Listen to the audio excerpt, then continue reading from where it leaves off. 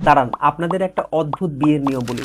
পৃথিবীতে এমন একটা জায়গা রয়েছে যেখানে কোনো প্রাপ্তবয়স্ক ছেলে যদি কোনো মেয়েকে বিয়ে করতে চায়, তাহলে ছেলে এবং ছেলের বন্ধুরা মিলে ওই মেয়েকে কিডন্যাপ করে ছেলের বাড়িতে নিয়ে যায় এবং 3 দিন আটকে রাখার পর ছেলের অভিভাবকরা মিলে মেয়ের বাড়িতে বিয়ের জন্য প্রস্তাব নিয়ে যায়।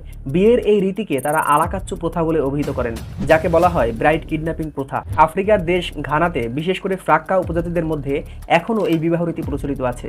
যদিও 1994 সালে সরকার কর্তৃক এই প্রথাকে ইলিগাল ঘোষণা করে, কিন্তু তারপরেও এখনও কিছু কিছু প্রত্যন্ত অঞ্চলে এ ধরনের কর্মকাণ্ডের মাধ্যমে বিয়ে করতে দেখা যায়। ভাবুন একবার, পৃথিবীতে কিছু জায়গায় এরকম অদ্ভুত এবং নির্মম বিবাহ রীতি প্রচলিত ছিল একসময়।